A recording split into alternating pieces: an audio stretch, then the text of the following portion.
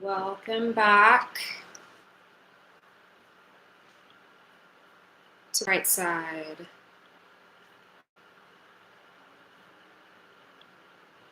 As always, I am still setting up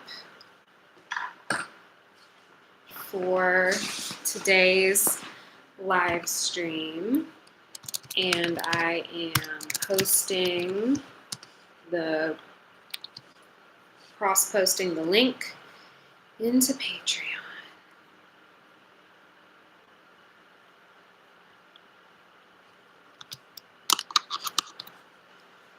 And I kind of like this little beginning part because I am still figuring out what we're going to talk about today.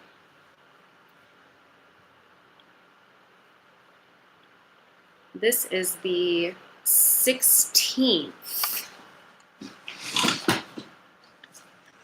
clinical somatics episode. How about that?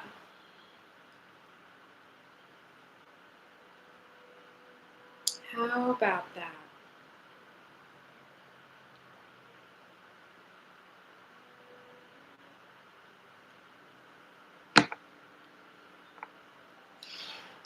And it is rainy today, which means that I have opened my window coverings like wider than usual to get some light in here.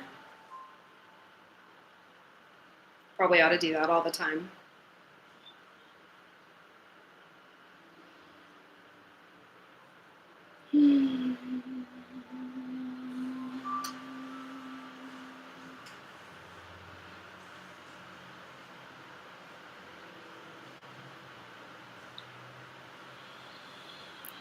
And so I'm just touching in with my breath and my bones and this sensation of oscillation in my breath and in my heart. The heart is a muscle.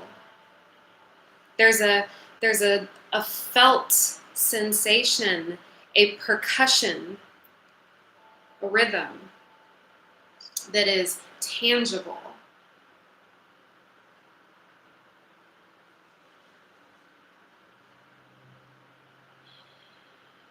And it's tangible from the inside of my body, from my internal surveillance system, as much as it is tangible here externally when I put my hands on my chest.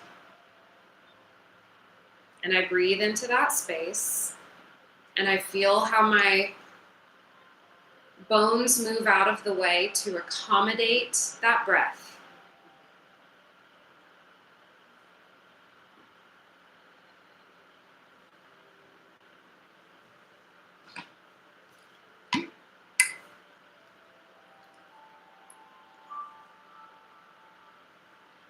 And that is thirsty work, because as we expand, we have to increase our pressure, our fluid pressure, our volume. I see that I'm lagging. I'll keep an eye on it. We have to increase our volume to meet the container.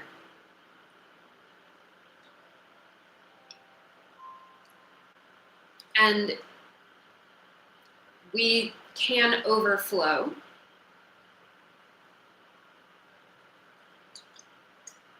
Overwhelmed.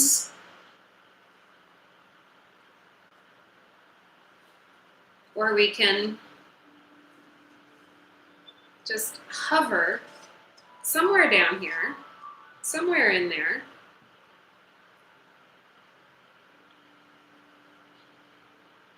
But literally, as the vascular system has to stretch and reach into the space in the fascial system that you're creating, hydrate.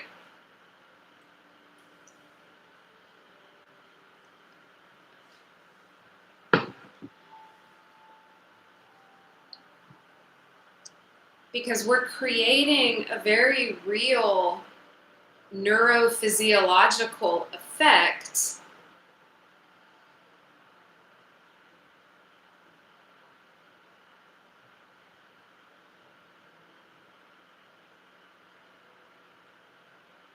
and calibrating it into other functions so that the level of coherence that exists internally between the actual cardiorespiratory state and the emotional psychological state are in alignment enough that the physiology and the nervous system and the subjective experience that we're having are all in agreement. And that's coherence.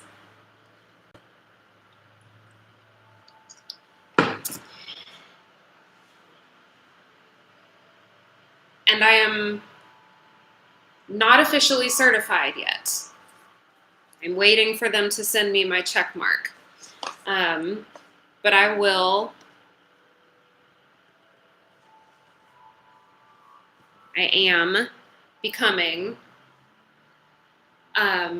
certified in the heart math system, which is apparently all the science of what we've been talking about put into this framework. And it comes with some fun software that I can clip onto an earlobe, and we can watch the line go squiggles on the screen, and we can see what coherence looks like. That's fun. That's neat. I like that. So much gratitude to the team at HeartMath for providing this education to me. And I purchased the education, just to be clear. This is not a sponsorship, but gratitude for those people and those scientists and those researchers who have done their homework to add validity, always adding validity, always questioning validity, always adding validity. And one of the techniques that I am learning is called attitude breathing. And it's this idea that if you're feeling one way, what if we just breathe and feel a different way on purpose? And they have sort of a grid of examples here that if we're feeling stressed, that we can breathe a sense of ease, a softening is what I would say. Absolutely.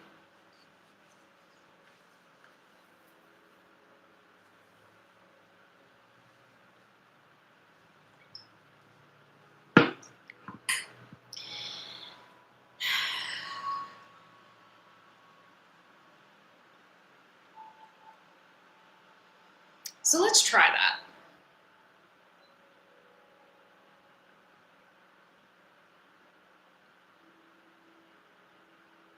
First, just for science, pretend that you feel stressed.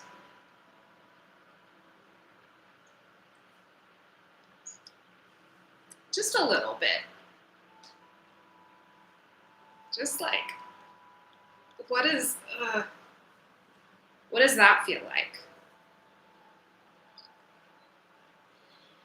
What does it feel like to feel stressed? What do you look like in your face? when we're stressed.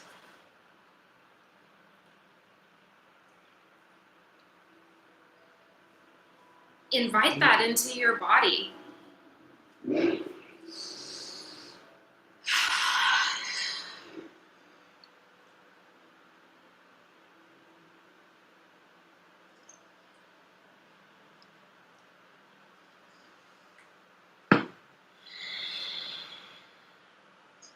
And then breathe into your heart.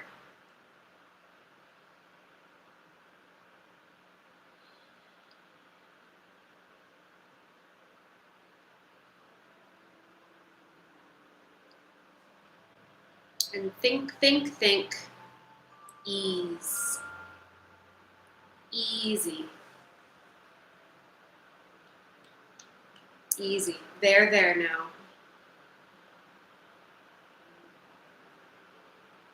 And let your heart beat and let that message circulate like a message in a bottle. Like every molecule of oxygen that comes into that breath and dissolves into your body and dissolves into your bloodstream and circulates to every cell of your body. Ease, easy, there. Invite an intentional softening into your body like medicine.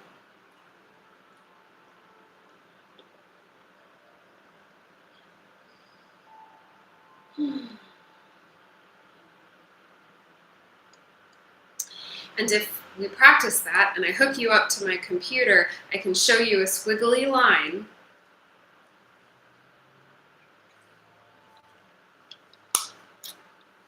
And it would tell you what a good job you're doing.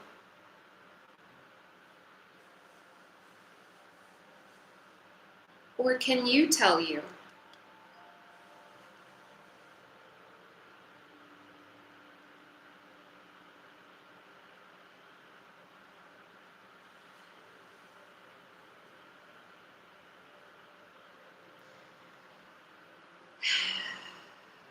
Here's the problem.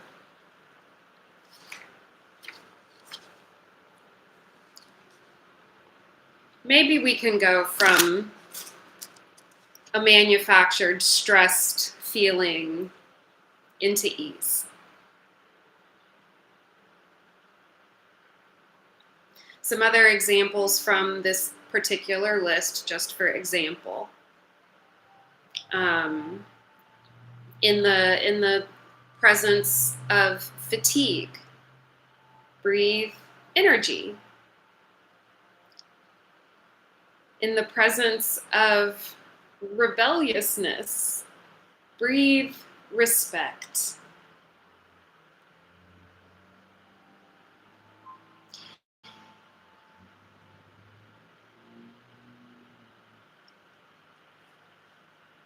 And I have to say that I'm feeling a little rebellious towards this list.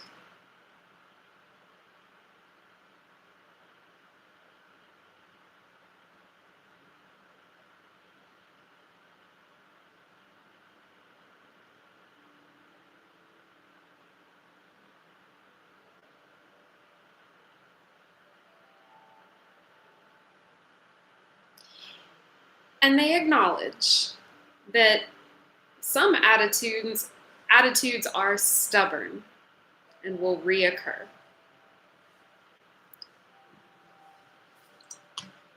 Do you have any like that?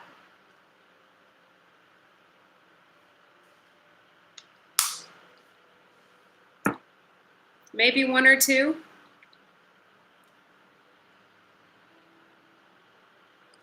And so for me, I get excited right here because this is where the storytelling comes in.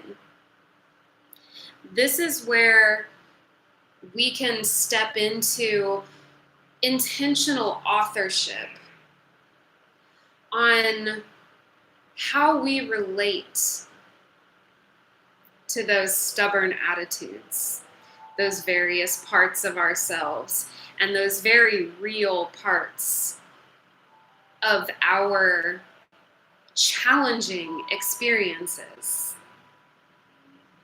How are we relating to those challenges? Because that is where our energies get disrupted, is in the nuance of those relationships, of our beliefs and our definitions, and the hidden architecture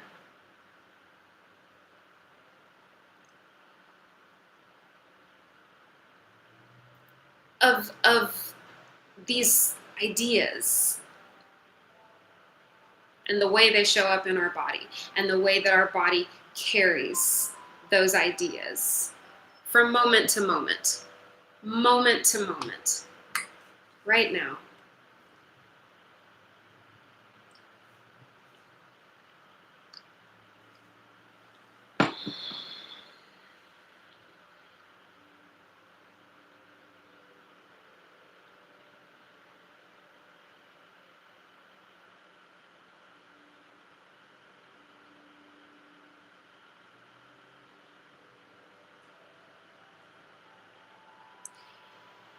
And so what I can find here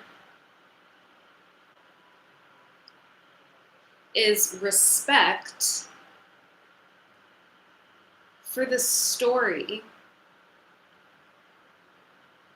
that is underneath that first feeling. Why is the discomfort there?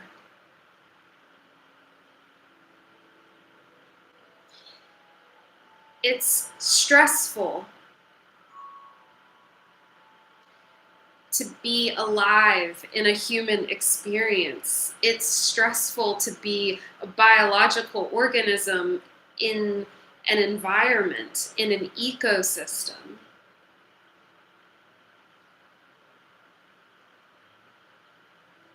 And whatever other layers of organization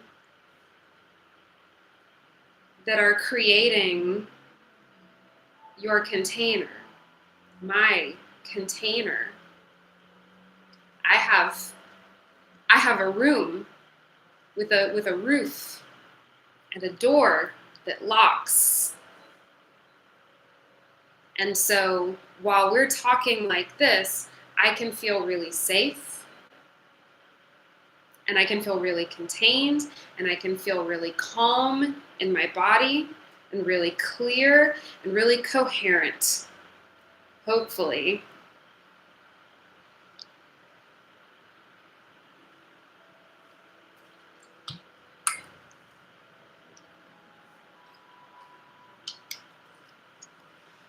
Because is it making sense? Does it make sense to you?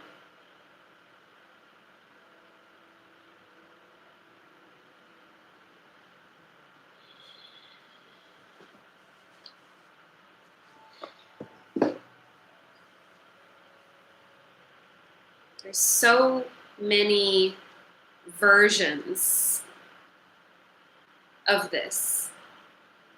Meditation. I wrote it on the board so I would remember to mention it.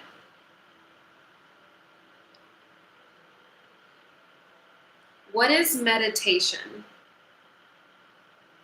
That's a question that I have, because I hear a lot of people talking about it, and I know that I claim to do it myself. And I also hear reports that meditation doesn't work for me. It doesn't work. And I respect that story. I respect the experience. that has led to the statement of meditation doesn't work. My question is, what is the work that meditation was expected to perform?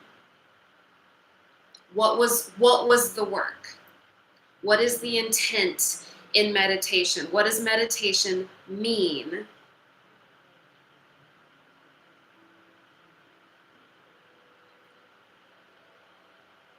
Let me know.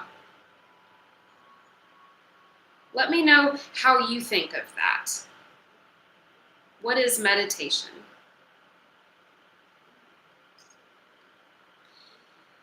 When we have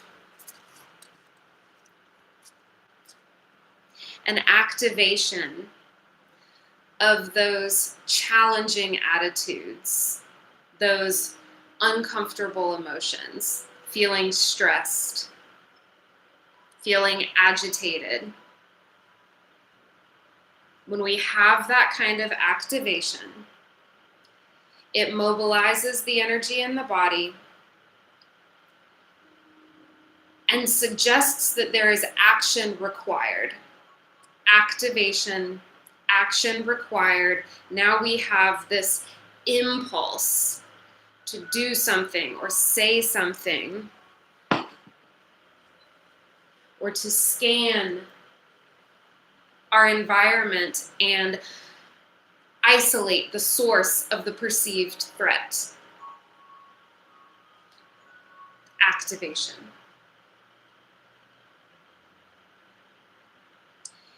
And that mobilization will continue until either the situation is resolved or we run out of resources and we deplete and go into a collapse, a shutdown, a freeze of sorts. We're just exhausted. We're fatigued.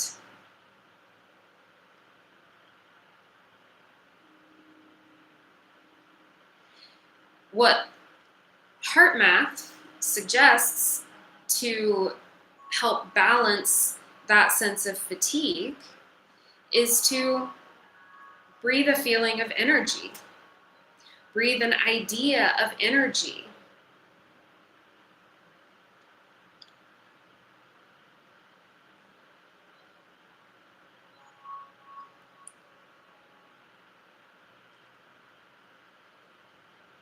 That sounds really difficult to me.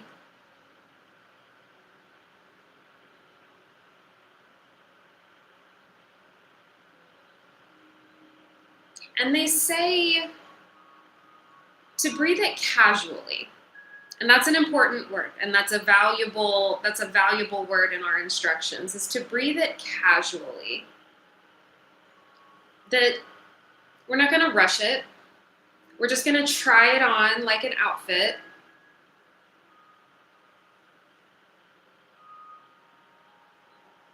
And see. And what I'll offer to add to that is this question: is it over yet? Whatever it is that got activated, is it over yet? In this particular moment, is it still happening? Is there action required? Or are we activating in response to maybe something that's happening up here, a memory, a conversation that we're having? The activation itself, the stimulus of that, is it over yet? Or is action truly required in this moment? And particularly for my people who have really big, rapid responses all at once that can get overwhelming and start to overflow that container pretty quickly, regardless of whether the answer is yes or no, we can find a gratitude for that data that comes up from the body.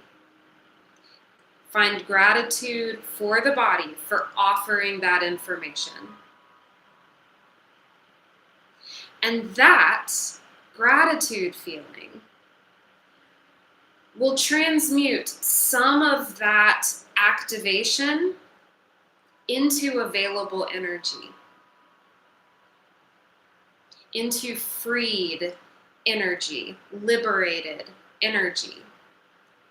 And so when we're holding a lot of stress and a lot of strain and a lot of tension around a lot of things, that's exhausting.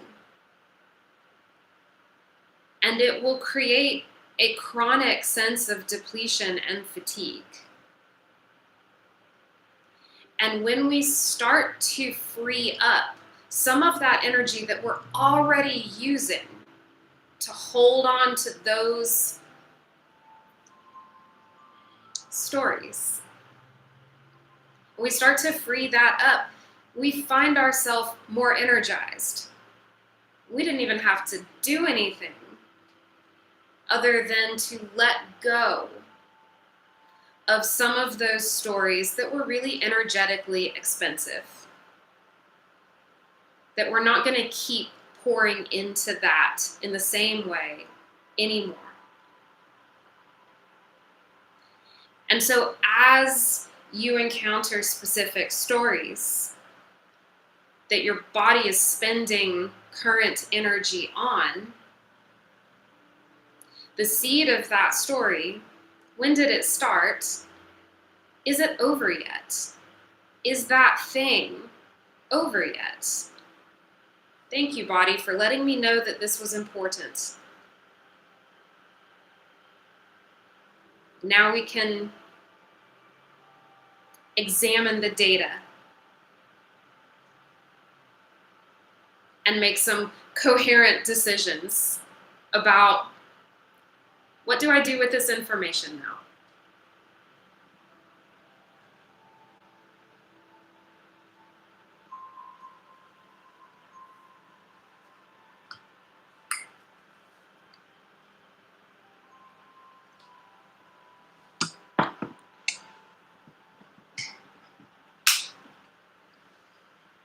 And I wanted to show you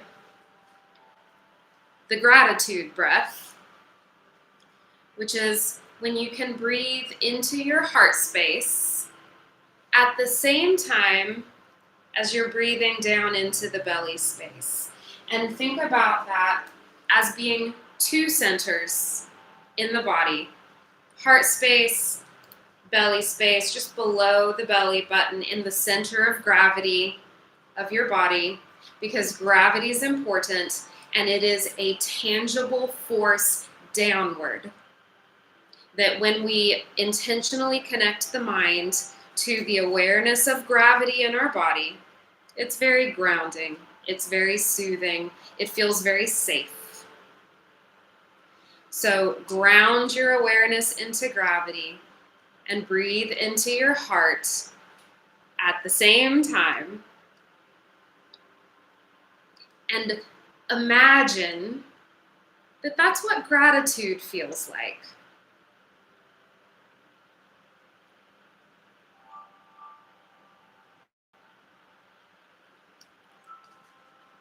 And try it on like an outfit and see how it feels.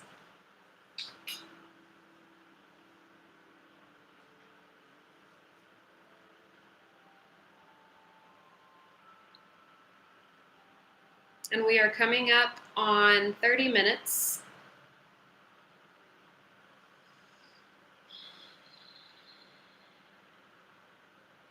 And I think that's what I wanted to talk about today. Are there any questions?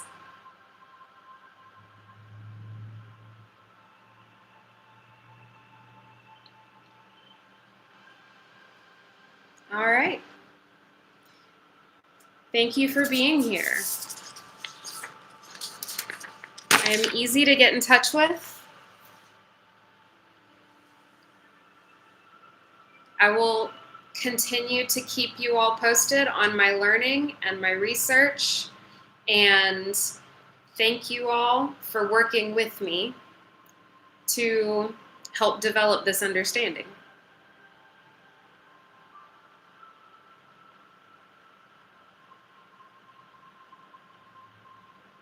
gratitude. And I will see you next time.